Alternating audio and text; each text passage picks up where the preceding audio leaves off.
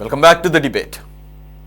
శరత్ చౌదరి గారు, ఈరోజు AP BJP చీఫ్గా ఉన్నటువంటి మాధవ్ గారు మాట్లాడిన మాటలు కనుక చూస్తే మంచిదే, కానీ ఇప్పటికే ఎప్పుడో చేసి ఉండాల్సింది, గతంలో ఎప్పుడో చేసి ఉండాల్సింది. సరే ఓకే, మీరు వచ్చి 14 నెలలు అయింది. ఇక్కడేదో కొండ మీద కోతిని తీసుకొచ్చి ఇమ్మంటలేదు, రావాల్సిన వాటికి ఇంకా దిక్కు దివాణం లేదు. అరే జస్ట్ గెజిట్ నోటిఫికేషన్ అండి, దానికి పెద్ద పోయేది ఏం లేదు. సెంటర్లో ఉన్నదే బీజేపీ, మళ్ళీ అదే పెద్ద గొప్ప ఘనకార్యం చేసేస్తామని ఇప్పటికే చేసేసి ఉండాలండి. పార్లమెంట్ సమావేశాలు ఇన్ని సెషన్స్ జరిగినాయి, బిల్లు పెట్టి దాన్ని ఇది చేసుకోవడానికి ఏముందండి? ఇంకోటి అదేమో డిస్ప్యూటెడ్ వ్యవహారమా? ఆ డిస్ప్యూటెడ్ వ్యవహారం కాదే ఎవరైనా అపోజ్ చేయడానికి, బిల్లు లేట్ అవ్వడానికి. రెండు, ఆయన ఏమంటారు, మొదటి నుంచి అంశంలో చాలా సీరియస్గా ఉంది బీజేపీ అనట. రెండు, అమరావతి రాజధాని మేము నమ్ముతున్నామంట. నమ్మటం ఏంటి? చచ్చినట్టు నమ్మాలా? ఇప్పుడు కొత్తగా మీరు చెప్పిన సర్టిఫికేషన్ అవసరం మాకు కావాలేంటి? మీరు నమ్మితే అంత, నమ్మకపోతే అంత. ఇది ఆంధ్రుడిగా నేను అంటున్న మాట. Irrespective of the political agendas పక్కన పెట్టండి, మీకు ఏమన్నా ఉండొచ్చు. రెండోది ఏమంటారు ఆయన, గత ప్రభుత్వం ఈ విషయంలో సరిగా ఆలోచించలేదు అంటే మీరు పొరపాటు చేశారంటున్నారు. ఎవరు? మీ ప్రభుత్వంలో ఉన్నటువంటి ఒక బీజేపీ అధ్యక్షుడు, కొత్తగా నూతనంగా ఎన్నిక కాబడినాడు. మూడోది, రాజధాని రైతులకి ప్లాట్లు ఇచ్చి డెవలప్ చేసి ఇవ్వాల్సిన బాధ్యత ఈ ప్రభుత్వం మీద ఖచ్చితంగా ఉంది. ఇప్పటికే లేట్ అయింది. ఆ విషయంలో మీరు ఫెయిల్ అయ్యారని చెప్పేసి మీ భాగస్వామ్య పక్ష నేత మాధవ్ గారు, బీజేపీ నేత చెప్తున్నాడు. మీకు మీ ఫెయిల్యూర్ అంటున్నాడు. అది వాట్ ఈస్ ఇది మనం గత 6 నెలల వెనక కూడా మనం ఒక డిబేట్ లో మాట్లాడుకున్నాం, రాష్ట్రానికి రాజధాని ఎంత ముఖ్యమో. అలాంటిది ఎవరు కూడా ఊహించరు అనమాట. ఒకసారి రాజధాని ఇది అని డిసైడ్ అయిన తర్వాత దాన్ని ఒక మనిషి వచ్చి తన స్వార్థం కోసం తను మూడు ముక్కలాట ఆడతాడని కానీ ఇట్లాంటి ఎవరికి ఊహకు కూడా రావు. అది కూడా ఏంటి అని అంటే, నిండు శాసనసభలో ఒప్పుకొని రాజధాని కోసం నీకు కనీసం 30,000 ఎకరాలు ఉంటే చాలా బాగుంటది అని చెప్పిన మనిషి ఇట్లాగా ద్వంద్వ వైఖరితోటి వ్యవహరిస్తాడనని ఎవరు అనుకోరు. సో అప్పుడున్న పరిస్థితుల వల్ల చంద్రబాబు నాయుడు గారు కావచ్చు, అప్పుడున్న ప్రభుత్వంలో ఎక్కడ కూడా గెజిట్ నోటిఫికేషన్ తీసుకోవాలి అనే ఆలోచన అప్పుడు ఎవరికి రాలేదు. కాకపోతే గత 5 సంవత్సరాల్లో రాష్ట్రాన్ని ఏ విధంగా మూడు ముక్కలాట ఆడాడు అనే దాన్ని మనం చూసిన తర్వాత ఈ మధ్య కాలంలో కూడా ఇక 2 రోజుల వెనక సింగపూర్ లో కూడా చంద్రబాబు నాయుడు గారు మాట్లాడి వాళ్ళతోటి, సింగపూర్ కన్సార్టియం తోటి, అక్కడున్న మినిస్టర్స్ తోటి, అందరితోటి మాట్లాడితే వైఎస్ఆర్సీపీ నాయకులు కొంతమంది సింగపూర్ వెళ్లి మరీ అక్కడ మంత్రుల్ని బెదిరించి వచ్చారు అనే విషయాలు, అక్కడ ఎంత కాంట్రవర్సీ చేసి వచ్చారు, లేదు వాళ్ళని ఎన్ని ముడుపులు అడిగారు అనేది కూడా మనకు బయటకు వచ్చింది. దీంతో పాటు గత రాజధాని రైతులు గత ప్రభుత్వంలో ఎంత మానసిక క్షోభకి గురయ్యారు, వాళ్ళు ఎంత ఇబ్బంది పడ్డారు, ఏ విధంగా వాళ్ళు వాళ్ళ రాజధాని అమరావతిగానే ఉండాలి అని చెప్పి పోరాడారు అనేది మనం చూసాం. వీటన్నిటిని దృష్టిలో పెట్టుకొని చంద్రబాబు నాయుడు గారు ఎప్పుడైతే ప్రభుత్వం వచ్చిందో, ఎప్పుడైతే మళ్ళీ సిఆర్డిఏ పునఃప్రారంభించి మీటింగ్ స్టార్ట్ చేశారో, అప్పుడే రైతులు వెళ్లి మాట్లాడినప్పుడు వారికి ఒక మాట ఇవ్వడం జరిగింది. ఒక బిల్లు రూపేణా దీనికి చట్టబద్ధత కల్పించి ఎవరు కూడా నెక్స్ట్ వచ్చే ప్రభుత్వం ఎవరిదైనా సరే రాజధానితోటి చలగాటం ఆడకుండా దీనికి ఒక గెజెట్ తీసుకొని వచ్చేటట్లుగా మనం కృషి చేద్దాము అనేది చంద్రబాబు నాయుడు గారు చెప్పారు. అదే విధంగా ఈ రోజు మాధవ్ గారు చెప్పింది కూడా అదే. మనం కూటమి ప్రభుత్వంగా మేము ఇక్కడ రాజధాని రైతుల విషయంలో కావచ్చు, వాళ్ళకి మేము ఇచ్చిన హామీల విషయంలో కావచ్చు, ఏదైతే తీసుకున్న భూమికి ప్లాట్లు డెవలప్ చేసి ఇస్తాము అనేది. ఎందుకంటే మీరు కూడా చూసుంటారు సురేష్ గారు, మీరు అక్కడ ఉండే వ్యక్తులు కాబట్టి, ఏ విధంగా ముళ్ళ కంచెల్లాగా తయారైపోయి చివరికి రోడ్డులో ఉన్న గ్రావెల్ ని కూడా తరలించుకొని దొంగతనం చేసి వెళ్లారు గత 5 సంవత్సరాలు అనేది మనం చూసాం. తర్వాత ఒక్కొక్కటి డెవలప్ చేసుకుంటూ వస్తున్నాము. ఇప్పుడు ఐఏఎస్లు కావచ్చు, జడ్జిలు కావచ్చు, వీళ్ళందరికీ సంబంధించిన క్వార్టర్స్ అన్ని రెడీ అవుతున్నాయి. ఆ తర్వాత నెక్స్ట్ వచ్చే దాంట్లో రైతులకి మనం ఏదైతే ప్లాట్లు ఇద్దాం అనుకున్నామో ఆ ప్లాట్లన్నీ కూడా రైతులకి ఇప్పటికే 91% రిజిస్ట్రేషన్స్ అయినాయి. వాటి డెవలప్మెంట్స్ కూడా ప్రాసెస్ లో ఉన్నాయి. మిగిలిన వాళ్ళకి కూడా రిజిస్ట్రేషన్ చేసి ఎట్టి పరిస్థితుల్లో ఈ సంవత్సరం ఎండింగ్ కల్లా వీటికి సంబంధించిన అప్పగింత అనేది పూర్తి చేసుకొని, అదే విధంగా ఈ డిపిఆర్ అనేది ఒక ప్రాజెక్ట్ రిపోర్ట్ తో పాటు ఇక్కడ లీగల్ గా రాజధాని శాశ్వత ముద్ర వచ్చేటట్లుగా ఏమేం చేయాలి అని అనేది కూడా లీగల్ ఎక్స్పర్ట్స్ తోటి మాట్లాడుతున్నారు. వాళ్ళు కూడా ఆల్రెడీ బిల్లు ప్రిపరేషన్ లో ఉన్నారు. కుదిరితే ఈ నెక్స్ట్ సమావేశాల్లో ఖచ్చితంగా మనకి బిల్లు ఆమోద ముద్ర పొంది గెజిట్ వచ్చేటట్లుగా కూటమి ప్రభుత్వంలో ఉన్న నాయకులు, ఇక్కడ రాష్ట్ర నాయకులు కావచ్చు, కేంద్ర నాయకులు కావచ్చు, అందరూ అందులో నిమగ్నమై ఉన్నారు. Right, okay. సార్ చౌదరి గారు, కోటేశ్వర గారు, గెజిట్ నోటిఫికేషన్ అదే ఓకే, అది ఒక అంశము. మరి దాన్ని కూడా ఎందుకంత డిలేనో మరి దాంట్లో ఏమన్నా, నేను అనుకుంటాం అది పెద్ద సమస్య అని నేను అనుకోలేదు. కానీ ఇప్పుడు వీడు ఇంత డిలే చేస్తుంటే దీనికి ఏమన్నా అంత లీగల్ అబ్స్టికల్స్ ఏమైనా ఉంటాయా మరి నాకు తెలియదు. రెండో పాయింట్, ఈరోజు మాధవ్ గారు ఆన్ హోల్డ్ చేసినటువంటి ఆ మొత్తం వ్యాఖ్యల ద్వారా ఎలా అర్థం చేసుకోవాలి అంటే బీజేపీ దాన్ని ఏమంటారు సెపరేట్ ట్రాక్లో వెళుతున్నట్లుగా ఏమన్నా సిగ్నల్స్ దీని ద్వారా అర్థం చేసుకోవాలా?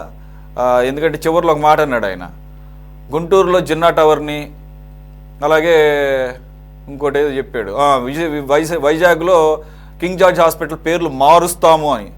అసలు ఈ రాష్ట్రంలో ప్రభుత్వం బీజేపీ లెడ్ కూటమి ప్రభుత్వమా లేదంటే టీడీపీ లెడ్ కూటమి ప్రభుత్వం? యాక్చువల్లీ నేను శరత్ చౌదరి గారిని అడగాలి.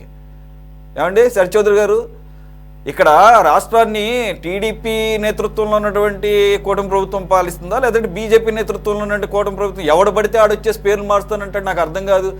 అంటే ముస్లిం పేరు ఉన్నంత మాత్రాన శత్రువులు అయిపోతారా? లేకపోతే ఒక క్రిస్టియన్ పేరు, లేకపోతే ఒక బ్రిటిష్ కాలం నాటి పెట్టి ఉన్నది మన దేశానికి సంబంధించిన మహాత్మా గాంధీ పేర్లు బయట దేశాల్లో లేవా? తీపిచ్చేద్దాం. మరి ముందు బీజేపీ వాళ్ళు చెప్పాలి వాళ్ళ దగ్గర నుంచి, మా మహాత్మా గాంధీ పేరు ఎవరు వాడటానికి వీల్లేదు, మా ఒక్క భారతదేశంలో తప్ప.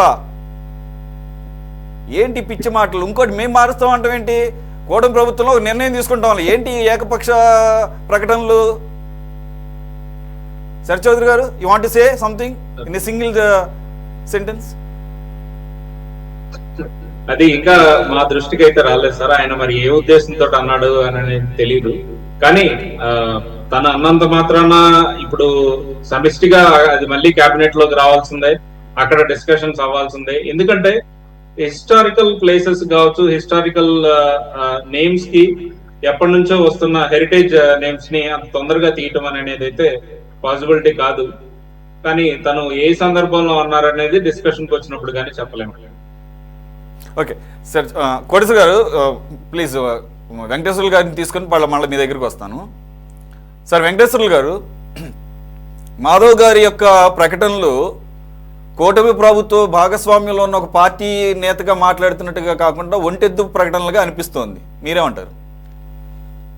బీజేపీ ఏనాడు రాష్ట్ర ప్రాంతీయ పార్టీల్ని, ఇతర పార్టీల్ని మిత్రులు కదా వాళ్ళ ద్వారా మనం పోదామని ఏ కోశాన వాడుకున్నది. ఎటు తిరిగి వాళ్ళని ఉపయోగించుకొని ఎట్లా మనం బలపడాలని ఒక స్వార్థ రాజకీయ ప్రయోజనాల కోసం తప్ప బీజేపీకి ఇతర ఎజెండా ఉండదు. రెండో అంశం, దేశ రాజధాని ఈ రోజు ఏముంది? రాజధాని ప్రపంచంలోనే తలదన్న రాజధాని చేస్తా, నీళ్లు తెచ్చి ఏం చేశారు ఈ రాజధానికి? దీనికి మీరు అన్నట్లు, సురేష్ గారు అన్నట్టు, రాజధాని అని చెప్పడానికి ఇన్ని రోజులు ఇన్ని సమావేశాలు కావాలా? ఎన్ని చట్ట సవరణలు జరిగాయి, ఎన్ని చట్టాలు తీసుకొచ్చారు, ప్రజలకి వ్యతిరేకమైనటువంటి ఎన్ని పార్లమెంట్లో ఆమోదింపు చేశారు. ఇది కేవలం బీజేపీ రాష్ట్రంలో బలపడడానికి, మతాన్ని, ప్రాంతాన్ని, ఈలో స్థానిక పార్టీలు కూడా ఉపయోగించుకుంటుంది. వాళ్ళ కర్మ మనం చేసేది ఏం లేదు. తెలుగుదేశం ఎలా నష్టపోతుందో భవిష్యత్తులో చూస్తాము, పవన్ కళ్యాణ్ ఎట్లా ఉపయోగించుకుంటుందో మనం చూస్తున్నాం. కాబట్టి ఆ ట్రాప్ లో పడితే మాత్రం నష్టం వీళ్ళకి జరిగేది గ్యారెంటీ. అది ఇప్పుడు మేము చెప్పినా ఎవరు నమ్మరు. ఎందుకంటే నిజంగా నీకు చిత్తశుద్ధి ఉంటే ఇప్పటికి చేసిండాలి. ఈ రోజుకి నేను చెప్తున్నాను ఘంటాపరంగా, తెలుగుదేశాన్ని ఎట్లయితే మిత్రులుగా తమ అవసరాల కోసం ఉపయోగించుకుంటుందో జగన్ను కూడా అదే పద్ధతిలో ఉపయోగించుకుంటుంది బీజేపీ, ఎటువంటి సందేహము లేదు. ఎందుకు ఈరోజు మీరు చూసింటారు కదా, సుప్రీంకోర్టుది వాళ్ళ బాబాయ్ జరిగినటువంటి కేసు ఏం జరిగింది? లేదు, ఇన్ని జరుగుతున్నా ఎందుకు కొన్ని బెయిల్ కొన్ని వెంటనే వచ్చేస్తున్నాయి? ఎందుకు కొన్ని సహకారం ఉంటుంది? బీజేపీ ఆ ఇద్దరిని సరి సమానంగా పెట్టుకొని, అదే మనం చెప్తాం కదా, రొట్టె ముక్కల్ని కదా పిల్లి పంచాయతీ చేసినట్టు వీళ్ళిద్దరిని ఉపయోగించుకొని బీజేపీ డ్రామా ఆడుతుంది. ఈ రాజధానిని అట్లే చేస్తుంది. ఒక పక్క జగన్ దూవుతారు, ఒక పక్క వీళ్ళని దూవుతారు. అందుకోసమే అదానికి ఇద్దరు భయపడి లొంగి భూములు ఇవ్వడానికి సిద్ధపడుతున్నారు. కాబట్టి బీజేపీ రాష్ట్రాన్ని అభివృద్ధి కోసం కాదు, అదాని అంబానీలకి సంపదను ఎలా కూడబెట్టాలేదో ఉద్దేశం. రాజధానిని 2 నిమిషాల పని సురేష్ గారు చెప్పిన దాంతో నేను ఏకీభవిస్తున్నాను. అది కాదు, బీజేపీని నమ్ముకుంటే తెలుగుదేశం పవన్ కళ్యాణ్ మునుగోడు గ్యారంటీ, అది మాత్రం చెప్పలేదు. విఠల్ గారు కాదు సార్, ఇప్పుడు పురంధరేశ్వరి గారు ఈ రకంగా స్టేట్మెంట్ ఇవ్వట్లేదని మార్చినట్ల కాదు, ఏదన్నా రాష్ట్రానికి ఉపయోగపడేటట్టు ఉండాలి కానీ, రాజకీయ మార్పు ఈవెన్ మీ పార్టీ పరంగా మీకు ఉపయోగపడేటట్టు ఉండాలి కానీ, ఈ రకమైనటువంటి స్టేట్మెంట్స్ ఏ రకంగా ఈ ప్రజలు ఆహ్వానిస్తారని చెప్పేసి అనుకుంటున్నారు? ఈ రాష్ట్ర ప్రజలు మతాలకు అతీతంగా రాజకీయాలు చేసినటువంటి ప్రజలు సార్ ఇవి. ఇంకా దరిద్రం అక్కడ దాకా పోలేదు, కులాల కుంపట్ల రొత్తుతో పోతున్నారు కానీ ప్రజలతో సహా మత స్థాయికి ఇంకా రాలేదు. కాబట్టి దయచేసి ఈ రకమైనటువంటి స్టేట్మెంట్స్, ఇప్పుడు ఆయన రాష్ట్ర బీజేపీ పగ్గాలు తీసుకున్న మొదటి రోజు మొదటి మాట మాట్లాడింది ఏంటంటే, విజయవాడలో లెనిన్ సెంటర్ పేర్లు మార్చడానికే సార్ మీరు అధ్యక్ష పదవులనే లేకపోతే అధ్యక్షులుగా మార్చేది. ఈ రోజేమో జిన్నా సెంటర్ అంట గుంటూరు, వైజాగ్ ఏమో కింగ్ జార్జ్ అంట. ఏమన్నా అర్థం పడుతుందా సార్? ఏమంటారు మీరు? అంటే మనకి స్వాతంత్ర్యం వచ్చిన తర్వాత కూడా ఇంకా పద పాలన కొనసాగుతోంది అనే దాన్ని మీరు సమర్థిస్తే మాకు ఎటువంటి అభ్యంతరం లేదు. రెండోది, ఒక నిమిషం ఆగండి. విజయవాడని లెనిన్ గారు ఏమైనా పాలిస్తున్నాడా, లేకపోతే ఒక నిమిషం ఆగండి, గుంటూరుని జిన్నా ఏమైనా పాలిస్తున్నాడా, లేకపోతే కింగ్ జార్జ్ ఏమన్నా వైజాగ్ ని పాలిస్తున్నాడా? ఏం మాట్లాడుతున్నారు? మరి మీరు ఎందుకు పెట్టుకున్నారు సార్ ఆ పేర్లు? ఎవడు పెట్టారండి? ఇప్పుడు కొత్తగా ఎక్కడ పెట్టారు? కొత్తగా ఎక్కడ పెట్టారు? ఎప్పటి నుంచో ఉన్నాయి అవి. వాస్తవంగా ఇప్పుడు మనకి అది సందర్భం కాదు కానీ మీరు ఆయన మాట్లాడాడు కాబట్టి చెప్పాను నేను. ఆయన మాట్లాడాడండి. నేను చెప్పేదేనండి, జిన్నా అనే ఆయన ఇక్కడ ఉన్నటువంటి గుంటూరు పరిసరాల్లో ఉన్నటువంటి హిందువులను ఊసకోత కోస్తే ఆయనకి ఆ తవది పేరు పెట్టుకున్నారు. అది అవసరమా మనకి? ఏమండి, అది తీయమని అడగటం తప్ప? దానికోసం అడిగటం తప్పైపోయిందా మీకు? అది మతాలకు మధ్య శిక్ష ఎందుకు అవుతుంది? మేము కూడా ఏం చెప్పాము, మా పేర్లు ఎవరికి పెట్టమల్లా, హిందువుల పేర్లు పెట్టమల్లా. మీరు హిందువు అయినప్పటికీ, నేను హిందువు అయినప్పటికీ హిందువుల పేర్లు పెట్టమల్లా. అబ్దుల్ కలాం గారి పేరు పెట్టమన్నాం, ఆయన ఎవరు, అదే మతం. కానీ ఒక వర్గాన్ని ఊచకోత కోసి అంత చేశాడు కాబట్టి ఆ దీని యొక్క గొప్పతనంతో దాని పేరు పెట్టిన దాన్ని దయచేసి చరిత్రలో నుంచి అటువంటి భావాన్ని హిందువుల మనసులోంచి తొలగించడం కోసం తీయమన్నారు తప్ప దానికి ఏదో మాకేదో లబ్ధి చేకూరుతుందని మేమేమీ చెప్పలేదు.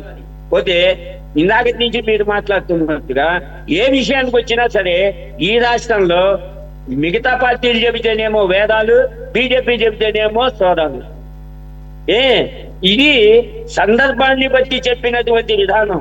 ఎందుకని నిన్న మా రాష్ట్ర అధ్యక్షుడు గుంటూరు పర్యటనకు వస్తే రాజధాని రైతులు వచ్చి ఆయన కలిశారు.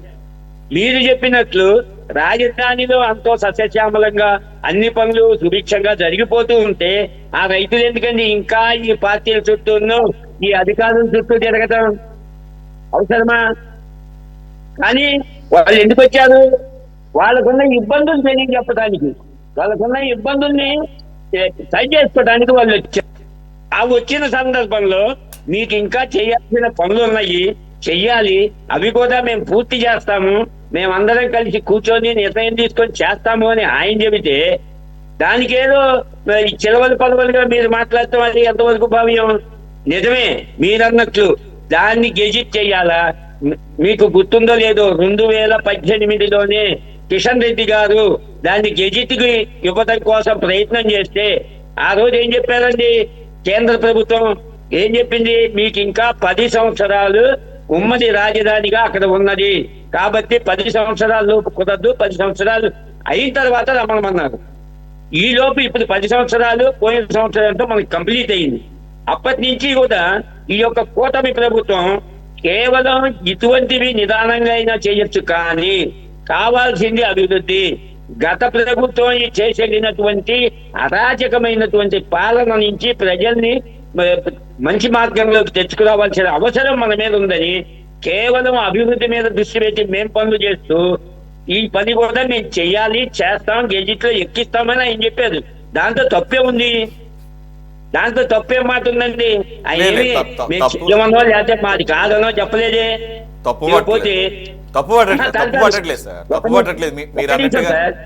ఇకపోతే మీరన్నట్టు రాజధాని గురించి మొట్టమొదట ఆ ప్రాంతానికి వెళ్ళి రాజధాని రైతులకి మద్దతు తెలిపిన పార్టీ బీజేపీ. ఖచ్చితంగా చెబుతున్నా, ఆ రోజున మా అధ్యక్షుడిగా ఉన్నటువంటి కన్నా లక్ష్మీనారాయణ గారి ఆధ్వర్యంలో మేము వెళ్ళి అక్కడ కూర్చున్నాం. ఏ పార్టీ లేదు ఆ రోజు వరకు. తర్వాత అందరూ వచ్చారు. కానివ్వచ్చు, ఎందుకంటే ఈ స్థానికంగా ఇక్కడ ఉన్నటువంటి ప్రాంతీయ పార్టీలకి బలం ఉంది కాబట్టి వాళ్ళు చెబితేనేమో ఇందాక చెప్పినట్టు వాళ్ళు చెబితే వేదం, మేం చెబితేనేమో బూతు. అలా ఉంది ఇక్కడ పరిస్థితి. అయినప్పటికీ మేము ఇందాక వెంకటేశ్వర్లు గారు చెప్పినట్టు ఏ పార్టీ మీద ఆధారపడో ఏ పార్టీ యొక్క ఎంగిల్ మెతుకులు తినో బతకాల్సిన అవసరం మాకు లేదు. అటువంటి లేదంటే వాళ్ళ పార్టీకి ఉందేమో కానీ మాకు మాత్రం లేదు. మా పార్టీ రాష్ట్ర వ్యాప్తంగా, దేశవ్యాప్తంగా, ప్రపంచ వ్యాప్తంగా కూడా ఒక మంచి గుర్తింపు. ఎందుకని? ఒక సిద్ధాంతం కోసం పనిచేసే పార్టీ మా పార్టీ. మేమేమి అధికారం కోసం కక్కుర్తిపడి చేసే వ్యవస్థలు మాకు ఉండవు. అందువలన మేము చేసేది మీకు నచ్చినా నచ్చకపోయినా ప్రజల కోసం మేము చేస్తాం, చేసే క్రమంలో చేస్తాము. రెండోది ఇప్పుడు నిన్న మళ్ళీ చెబుతున్నా, నిన్న మాధవ్ గారు కూడా ఆ రాజధాని రైతులు వచ్చి మాకు ఇంకా సమస్యలు తీరలేదు, ఇంకా సమస్యలు ఉన్నాయి, వాటిని మీరు పట్టించుకోండి అని అడిగిన సందర్భంలో చెప్పిన మాటకి మనం దాన్ని చిలవలు పలవలు చేసి రాద్ధాంతం చేసుకోవాల్సిన అవసరం అయితే అక్కడ నాకేం కనపడచ్చు. నేను కూడా ఉన్నా ఆ టైంలో. ఆ రాజధాని రైతులు వచ్చినప్పుడు వాళ్ళు మాట్లాడేటప్పుడు నేను కూడా పక్కనే ఉన్నాను. అందులో ఎక్కడ నెగిటివ్ ఏం లేదు, చేస్తామని చెప్పారు ఆయన. ఓకే, దాన్ని ఏమి ఇదేం కాదు, కానీ రాజధాని రైతులకి ఇప్పటికే లేట్ అయింది, అది వాస్తవం. అది వారికి న్యాయం చేయాల్సిన అవసరం ఉంది. అదే యాక్చువల్ ఫస్ట్ ప్రయారిటీ అవ్వాలి. కాకపోతే అది గవర్నమెంట్ ఫెయిల్యూర్గా అది ఒక ఇంప్రెషన్ తీసుకొచ్చే విధంగా మాట్లాడటం అని ఆయన మాట్లాడారని కూడా నేను లేను, ఎందుకంటే మీరు ఉన్నారు, నేను లేను. నేను వార్తా కథనాలు వచ్చిన దాని ప్రకారం. రెండో పాయింట్, మీరు అన్నది ఏదైతే పేర్లు మార్పు ఉందో అది కొన్ని చోట్లకే పరిమితం అవుతుంది మీరు అన్నట్లు. ఇప్పుడు విజయవాడ లెనిన్ సెంటర్ ఎప్పటి నుంచో ఫేమస్. అది ఇప్పుడు అక్కడ ఆయనదంటే సరే, ఆయన ఏదో ఊచకూతకొచ్చాడో మీరు చెబుతున్నారు, నేను వాస్తవాల జోలికి నేను పోను. అలా కింగ్ జార్జ్ హాస్పిటల్ ఎప్పటి నుంచో ఉన్నాయి. కాబట్టి ఇవి కాదు ఫస్ట్ ప్రయారిటీ. ఎలాగైతే రాజధాని రైతులకు ప్లాట్లు కేటాయించడం ఎలాగైతే ఫస్ట్ ప్రయారిటీయో, ఈ రాష్ట్రానికి ఏ రకంగా ముందుకు తీసుకెళ్ళాలి అనేది ఫస్ట్ ప్రయారిటీ అవ్వాలి తప్ప పేర్ల మార్పు అనేది చాలా చాలా మైనర్ థింగ్. అది దాన్ని ఆయన మొదటి రోజే మాట్లాడిన దానికి గుర్తొచ్చి నేను అందుకని ప్రస్తావించడం జరిగింది. దాంట్లో నేనేమి ఇది అవ్వట్లేదు, ఎందుకంటే ఆయన మొదటి రోజే ఆయన మాట్లాడాడు. సరే, అది ఎవరి అభిప్రాయాలు వాళ్ళకి. కోటేశ్వరరావు గారు, please conclude sir. Sir audio మ్యూట్లో ఉంది.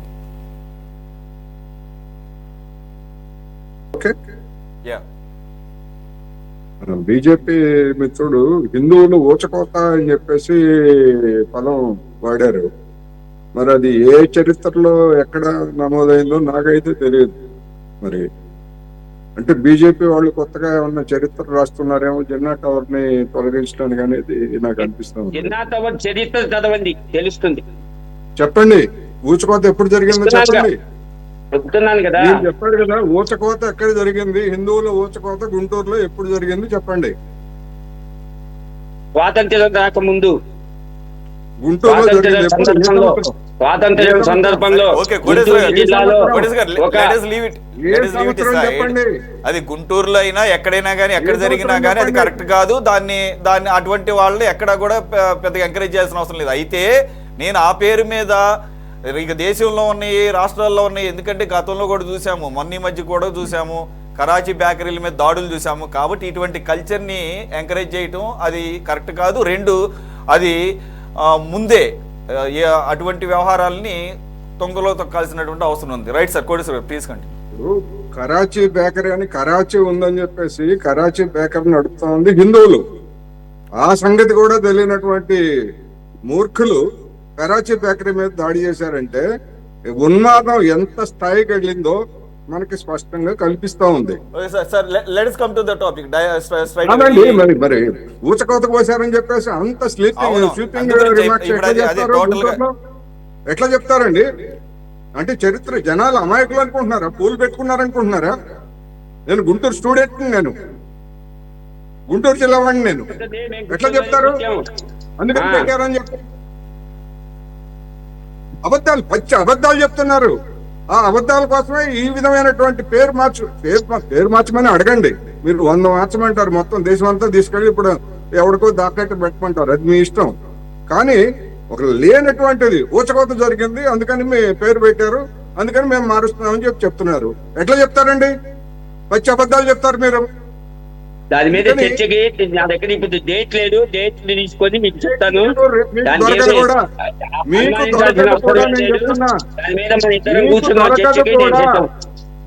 మీకు దొరకదు కూడా డేట్, ఇప్పుడు లేకపోవడం కాదు, దొరకదు కూడా. మీరు వేరే చరిత్ర సృష్టిస్తే తప్ప మీకు దొరకదు కూడా.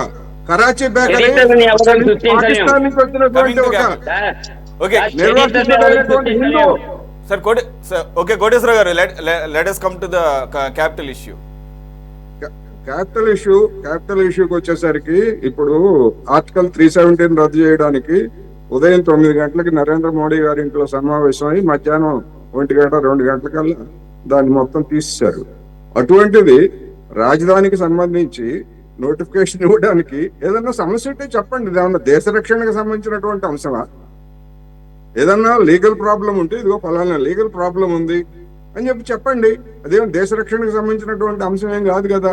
అంటే ఏమిటంటే నాకు అర్థమైంది, చంద్రబాబు నాయుడు గారు వెళ్ళి నరేంద్ర మోడీ గారు, అయ్యా నరేంద్ర మోడీ గారు మీరు ఇది ఇవ్వండి అది ఇవ్వండి అని కాళ్ళు గడ్డాలు పట్టుకుంటే అప్పుడు ఏదో వాళ్ళు ఇచ్చినట్టు, ఈయన అడిగినట్టు వాళ్ళు ఇచ్చినట్టు, ఏదో మెహర్బానీ చేసినట్టు చేసేటువంటి వ్యవహారంలాగా కనిపిస్తా ఉంది తప్ప బాధ్యత లేదా వాళ్ళకి? మేమే ఏదో చేసా ఉంటారు. మేము చేస్తే మీరు ఏం చేశారు? మీరు కేంద్ర ప్రభుత్వంలో ఉన్నది మీరు.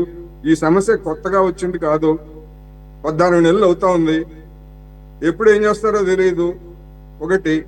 రెండోది ఇప్పుడు రాజధాని రైతుల సమస్యలు. మరి మీ మంత్రి ఉన్నాడు, మీరు కూటమిలో ఉన్నారు. మీరు కూటమిలో ఉన్నప్పుడు మరి మీ దృష్టికి ఇవాళ నిన్న కొత్తగా వచ్చిందా గుంటూరుకి? కాదు కదా. అంతకు ముందు నుంచే ఎప్పటి నుంచో ఉంది కదా. మీడియాలో వార్తలు వస్తున్నాయి, మీ నాయకులకు తెలుసు, ఆ ప్రాంతంలో మీ నాయకులు ఉన్నారు. మరి వాళ్ళన్నా చెప్పలేదా? ఎందుకని మాట్లాడరు ముఖ్యమంత్రి తోటి ఆ విషయాన్ని గురించి? బహిరంగంగా ఆ విధంగా చెప్పడం అంటే ఏంటి? అర్థం ఏంటంటే, ఒక విధంగా చెప్పాలంటే రాష్ట్ర ప్రభుత్వంతో మేము రాష్ట్ర ప్రభుత్వం చేసేటువంటి తప్పులన్నీ మాకేం సంబంధం లేదు అని చెప్పేసి డిమార్కేట్ చేసుకోవడం ఒకటి. నాకు గత కొద్ది నెలలుగా జరుగుతున్నటువంటి పరిణామాలు, తీరుతెన్నులు చూస్తే పవన్ కళ్యాణ్ గారు మాట్లాడట్లేదు, బీజేపీ మాట్లాడట్లేదు. అదేవిధంగా అనేకమైనటువంటి అంశాల మీద ఎందుకని వైఫల్యాలు లేకపోతే విమర్శలు పెరిగే కొద్దీ వాటితో మాకేం సంబంధం లేదు, అవన్నీ కూడా తెలుగుదేశం ఖాతాలోనే వేసుకోవాలి, వాళ్లే బాధ్యులు అన్నట్టుగా ఉన్నారు. సరే, అది తెలుగుదేశం పార్టీ వాళ్ళు తెలుసుకోవాలనుకోండి, అది వేరే అంశం, మనకు అనవసరం లేదు. కానీ రాజకీయంగా చర్చ, బహిరంగమైనటువంటి చర్చ వచ్చినప్పుడు డెఫినెట్ గా బీజేపీ జనసేన పార్టీలు జరుగుతున్నటువంటి పరిణామాల మీద కొన్నింటి మీద వాళ్ళు డిస్బోన్ చేసుకుంటున్నారు. వాటితోటి మాకేమి సంబంధం లేదనేటువంటి సందేశం ఇస్తున్నారు. నేను చెప్పదలుచుకున్నా. నేను చెప్పేటువంటి మాటలతో ఏకీభవించవచ్చు, ఏకీభవించకపోవచ్చు, కానీ నా అభిప్రాయం మాత్రం అయితే అదే. దానిలో భాగంగానే వాళ్ళ సొంత ఎజెండాలు, Lenin centre, Jinnah tower centre, king George, ఇవి రాష్ట్రంలో బీజేపీకి ప్రధానంగా కనిపిస్తున్నటువంటి అత్యవసరమైనటువంటి సమస్యలు. ఇది వాళ్ళ ఎజెండా. అందుకని ఆ ఎజెండాని ముందుకు తీసుకురావాలి అనుకున్న వాళ్ళకి మిగిలినటువంటి సమస్యలు ఏమి పట్టవు. బర్లీ పొగాకు రైతుల గురించి మేము పరిష్కరించామని చెప్పారు. కేంద్రమా రాష్ట్రమా కాదు, ఇప్పటికీ బర్లీ పొగాకు రైతులు గోలు అంటున్నారు. అది పట్టదు.